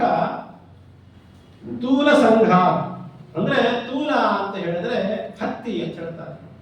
ತೂಲ ಸಂಘ ಅಂದ್ರೆ ಅಗ್ನಿಗಳ ಹತ್ತಿಗಳ ರಾಶಿ, ಹತ್ತಿಗಳ ಸಮೂಹ. ಅಂದ್ರೆ ನಮ್ಮ ದುಃಖಗಳೆಂಬ ಸಂಸಾರದಲ್ಲಿರುವ ದುಃಖಗಳೆಂಬ ಹತ್ತಿಯ ರಾಶಿಗೆ ಅಗ್ನಿಚರ್ಯ. ರಾಯರು ಅಗ್ನಿ ಇದ್ದ ಹಾಗೆ, ಒಂದು ಕ್ಷಣ ಮಾತ್ರದಲ್ಲಿ ಎಲ್ಲ ನೀವು ಬೆಟ್ಟದಷ್ಟು ನಿಮಗೆ ಹತ್ತಿ ಇರಲಿ, ಒಂದು ಕಿಡಿ ಬೆಂಕಿ ಇಡೀ ಪರ್ವತದಷ್ಟು ಹತ್ತಿಯನ್ನು ಹೇಗೆ ಸುಟ್ಟಾಗುತ್ತೋ ಹಾಗೆ ನಮ್ಮ ಪಾಪಗಳೆಂಬಂತಹ ರಾಶಿ ಬೆಟ್ಟದಷ್ಟು ಹತ್ತಿ ಬೆಟ್ಟದಷ್ಟು ಇರಲಿ. ಆದರೆ ಮಂತ್ರಾಲಯ ಪ್ರಭುಗಳೆಂಬಂತಹ ದೃಷ್ಟಿಭೇದ ನೀನು ಹೇಳಿದಲ್ಲ, ಅವರ ಕೃಪಾ ದೃಷ್ಟಿ, ಅವರ ಅನುಗ್ರಹ ಒಂದು ಸಣ್ಣ ಕಿಡಿ ಅದಕ್ಕೆ ಮೇಲೆ ಬಿದ್ದರೂ ಕೂಡ ಕ್ಷಣ ಮಾತ್ರದೆಲ್ಲ ಸುಟ್ಟು ಬುದ್ಧಿ ಆಗತ್ತೆ. ಆಚಾರ್ಯರು ಕೃಷ್ಣಾಮೃತ ಮಹಾಭಾರತದಲ್ಲಿ ಹೇಳಬೇಕಾದಾಗ ಇದೇ ಮಾತನ್ನ ಉದಾಹರಿಸ್ತಾರೆ. ತೂಲ ರಾಶಿ ನಿವಾಲನಃ. ಕೃಷ್ಣಾಮೃತ ಮಹಾಭಾರತದಲ್ಲಿ ಭಗವಂತನ ನಾಮಸ್ಮರಣೆ ಬೆಟ್ಟದಷ್ಟು ಪಾಪಗಳನ್ನ ನಾಶ ಮಾಡಿಬಿಡುತ್ತೆ ಅಂತ ಹೇಳ್ತಾರೆ. ಹತ್ತಿ ಎಷ್ಟು ಬೇಕಾಗಿರಲಿ, ಒಂದು ಕಿಡಿ ಸಾಕು. ಹಾಗೆ ರಾಯರು ಒಮ್ಮೆ ಕೃಪಾದೃಷ್ಟಿ ಬಿಟ್ಟರು ಅಂದ್ರೆ ಮುಗಿದು ಹೋಯ್ತು. ಅದಕ್ಕೆ ಅವ್ರು ಕುತ್ಕೊಂಡು ತಪಸ್ ಮಾಡಬೇಕಾಗಿಲ್ಲ ನಮ್ಮ ಪಾಪ ಹೋಗ್ಲಿ ಅಂತ. ಅವರ ಒಂದು ಕೃಪಾ ದೃಷ್ಟಿ ಮುಗಿದು ಹೋಯ್ತು ಅಲ್ವಾ.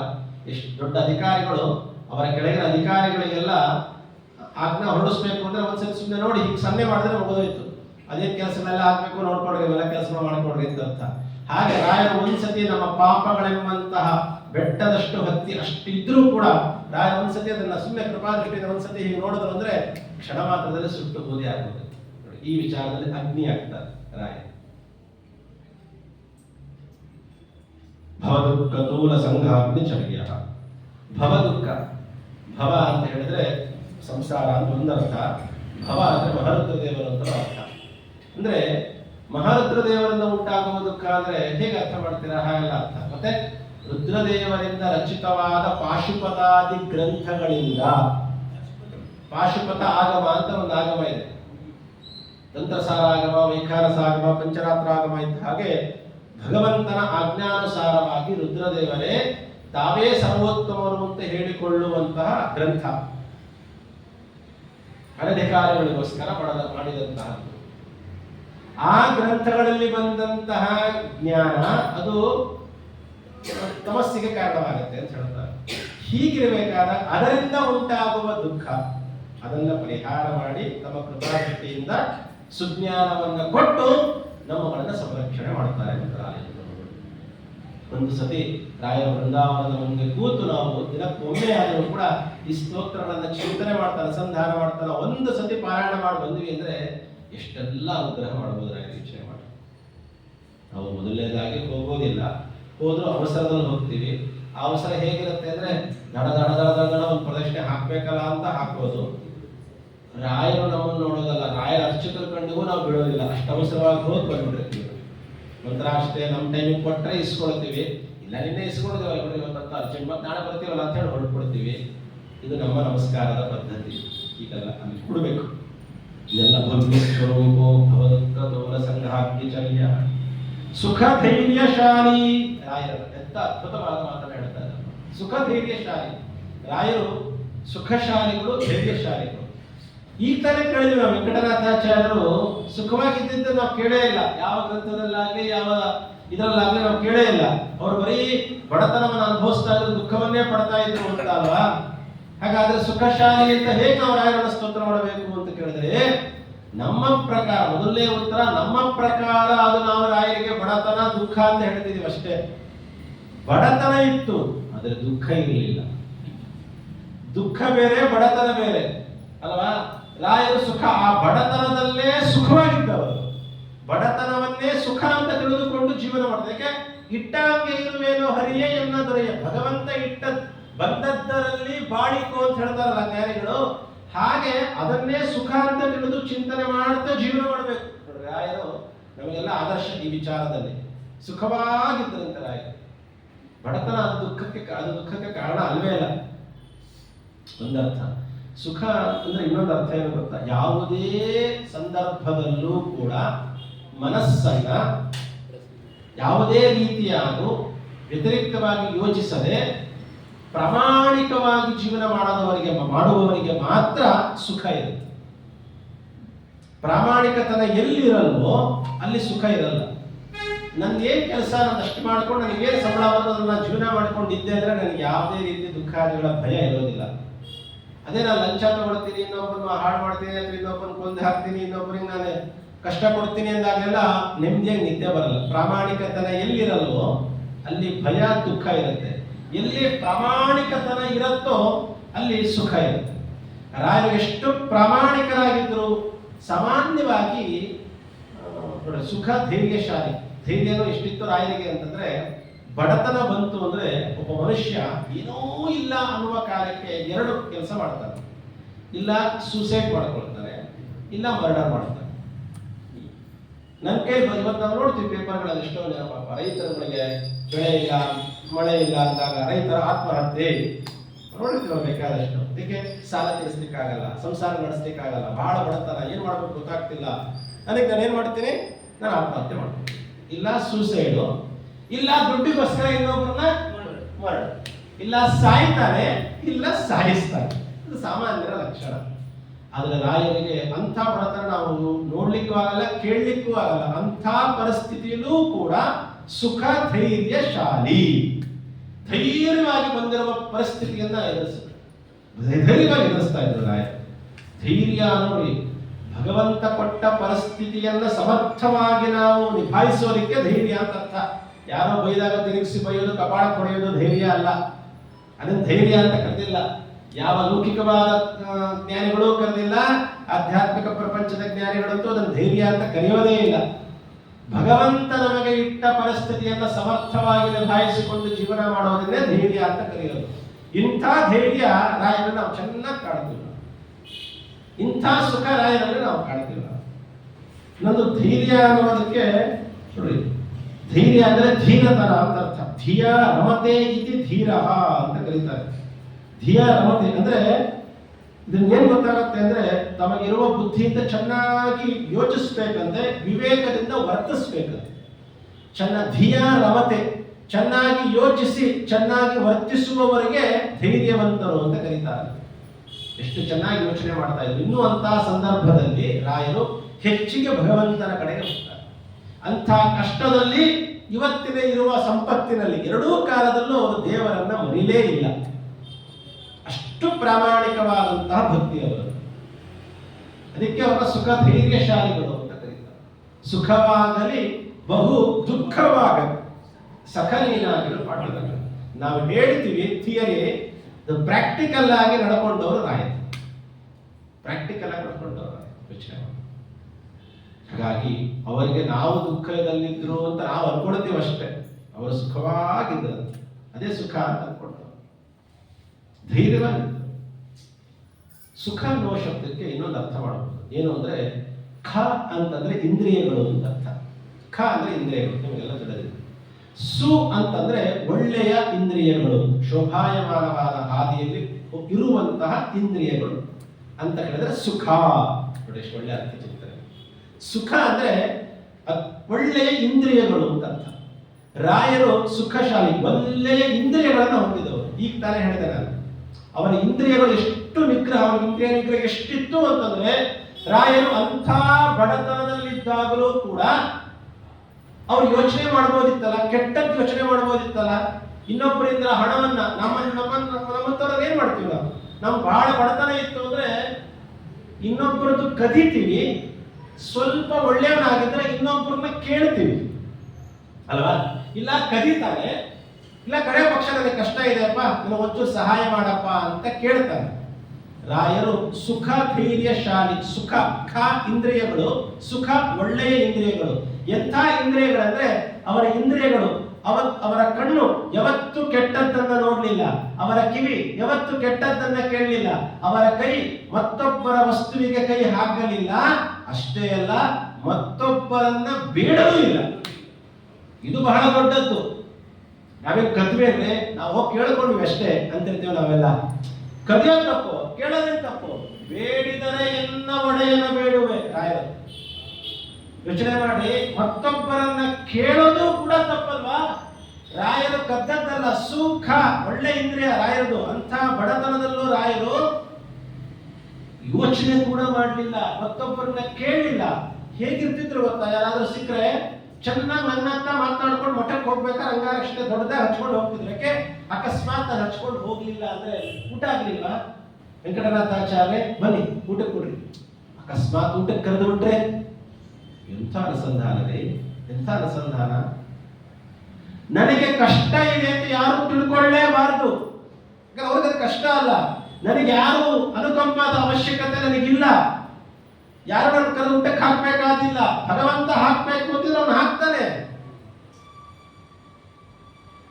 ಅವರ ಬಾಯೆಂದು ಬೇರೆಯವರ ಪದಾರ್ಥಗಳಿಗೆ ಊಟಕ್ಕೆ ಹಂಬಲಿಸಲಿಲ್ಲ ನಾಲಿಗೆ. ಅವರ ಕಣ್ಣು ನೋಡಬಾರದನ್ನ ನೋಡ್ಲಿಲ್ಲ, ಕೇಳಿಸ್ಕೊಳ್ಬಾರ್ದನ್ನ ಅವರ ಕಿವಿ ಕೇಳಿಸ್ಕೊಳ್ಳಿಲ್ಲ. ಕೈ ಹೀಗೆ ಕದಿಯೋದಲ್ಲ, ಹೀಗೆ ಕೇಳೋದ್ರಲ್ಲೂ ಮುಂದಾಗ್ಲಿಲ್ಲ ರಾಯರ ಕೈ. ಏನ್ ಬೇಕಾದ್ರೂ ಮಾಡಬಹುದು. ಇವತ್ತು ನಮಗೆ ಮಠ ಅಂದ್ರೆ ಊಟ ಅಂತ ನೆನಪಾಗುತ್ತೆ, ಅವರಿಗೆ ಮಠ ಅಂದ್ರೆ ಪಾಠ ಅಷ್ಟೇ. ವಿಜೇಂದ್ರ ತೀರ್ಥ ಶ್ರೀಪಾದಗಳವರ ಬಳಿ ಅವರು ಹೋಗಿದ್ರೆ ಅವ್ರು ಏನು ಬೇಕಾದ್ರೂ ಪಡ್ಕೊಳ್ಳಬಹುದಿತ್ತು.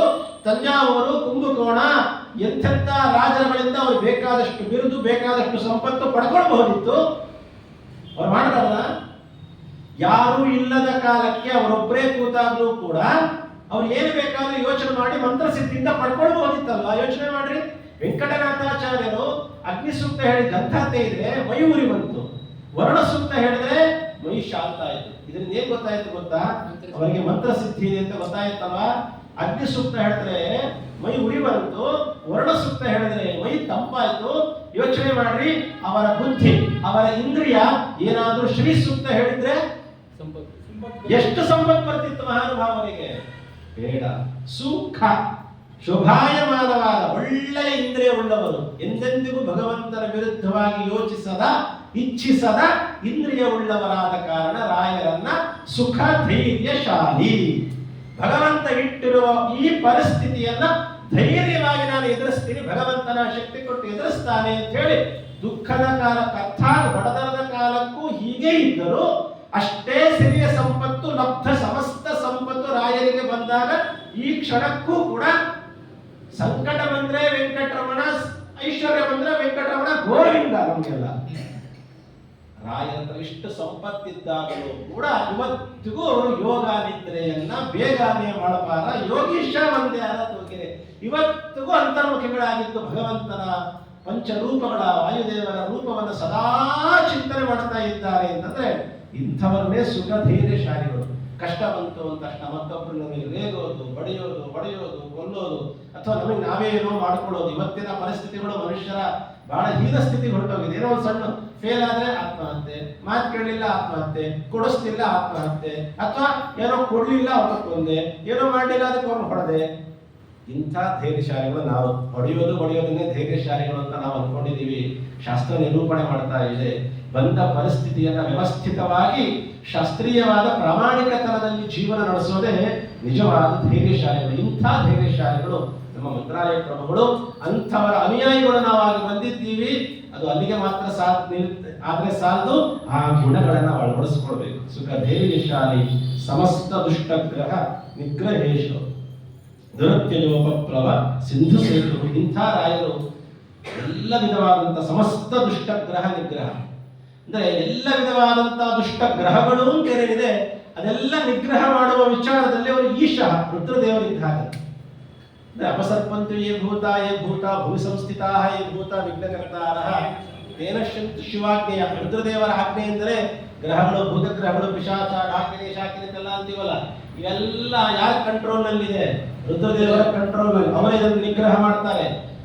ಹೇಗೋ ಅವರ ಅನುಗ್ರಹದಿಂದ ಮಂತ್ರಾಲಯ ಪ್ರಭುಗಳು ಸಮಸ್ತ ದುಷ್ಟಗ್ರಹ ನಿಗ್ರಹ ಈಶ. ಎಲ್ಲ ವಿಧವಾದ ಗ್ರಹಜಾಲ ದೋಷ ಪರಿಹಾರ ಆಗ್ಬೇಕಾ? ಹೋಗಿ ರಾಯ ದರ್ಶನ ಮಾಡ್ರಿ, ರಾಯ ಸ್ತೋತ್ರ ಮಾಡ್ರಿ, ರಾಯ ನಮಸ್ಕಾರ ಮಾಡ್ರಿ.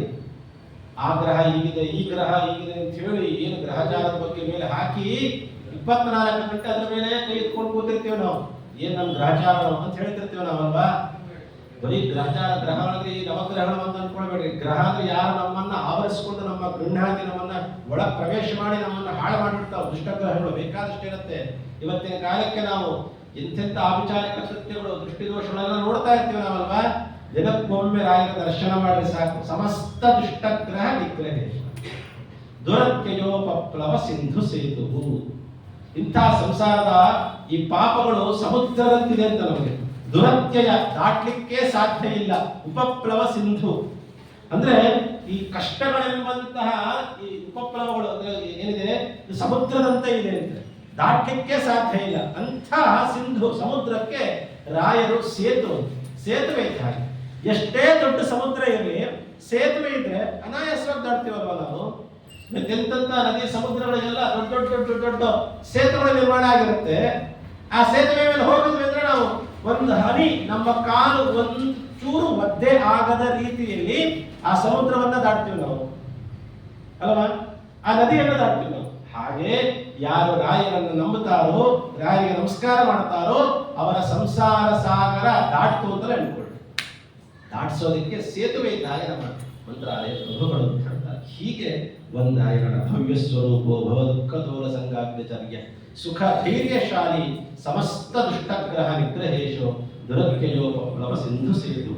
ಸಂಸಾರ ಸಾಗರವನ್ನು ದಾಟಿಸುವ ವಿಚಾರದಲ್ಲಿ ಸೇತುವೆ ಇದ್ದ ಹಾಗೆ, ಗ್ರಹ ದೋಷಗಳು, ಭೂತಾದಿ ದೋಷಗಳನ್ನು ನಿಗ್ರಹ ಮಾಡುವುದರಲ್ಲಿ ಈಶರಿದ್ದ ಹಾಗೆ, ಪಾಪಗಳೆಂಬಂತಹ ರಾಶಿ ಬೆಟ್ಟವನ್ನ, ಹತ್ತಿಯ ಬೆಟ್ಟವನ್ನ ಸುಟ್ಟಾಕುವಂತ ರೀತಿಯಲ್ಲಿ ಅಗ್ನಿ ಇದ್ದ ಹಾಗೆ, ಮತ್ತೆ ನಮ್ಮ ಒಳ್ಳೆಯ ಗುಣಗಳನ್ನ ಕೊಡುವುದರಲ್ಲಿ ಭವ್ಯ ಸ್ವರೂಪವುಳ್ಳವರಾಗಿದ್ದಾರೆ. ಹೀಗೆ ಅನೇಕ ಗುಣಗಳಿಂದ ಪ್ರೀತರಾದಂತಹ ಮಂತ್ರಾಲಯ ಪ್ರಭುಗಳ ಗುಣಗಳು ಎಷ್ಟು ಚಿಂತನೆ ಮಾಡಿದರೂ ಕೂಡ ಕಮ್ಮಿ ಅಂತ ಹೇಳ್ತಾ ಮುಂದೆ ಅವರನ್ನ ಇನ್ನೂ ಅನೇಕ ರೀತಿಯಲ್ಲಿ ವರ್ಣನೆ ಮಾಡ್ತಾರೆ ಅಪ್ಪಣ್ಣಾಚಾರ್ಯರು. ಆ ಚಿಂತನೆಯನ್ನ ನಾಳೆ ಉಪನ್ಯಾಸದಲ್ಲಿ ನೋಡೋಣ ಅಂತ ಹೇಳ್ತಾ ಹರೇ ನಮಃ. ಶ್ರೀ ಕೃಷ್ಣಾರ್ಪಣಮಸ್ತು. ಶ್ರೀ ಗಣಪತಿಗೆ ಇದಗೋಚ ಮಹಂತೇನ ಪ್ರಿಯತಾಂ. ಹರೇ ಶ್ರೀನಿವಾಸ, ತಮಗೆಲ್ಲ ಗೊತ್ತಿರೋ ಹಾಗೆ ನಾಳೆ ದಿವಸ ಯಜುರ್ವೇದ ಉಪಕರ್ಮ 7 ಗಂಟೆಗೆ ಸ್ಟಾರ್ಟ್ ಆಗುತ್ತೆ. ಅಂದರಲ್ಲಿ ಶ್ರೀನಿವಾಸಾಚಾರ್ಯ ಅವರು 2 ಹೋಮವನ್ನು ಮಾಡಿ ನಮಗೆ ಋಗ್ವೇದಕ್ಕೆ ಹೇಗೆ ಮಾಡಿದ್ರು, ಯಾವುದು ಲೋಪ ಮಾಡದೇ ಇರೋ ಥರ ನಾಳೆ ದಿವಸ 2 ಹೋಮವನ್ನು ಮಾಡಿ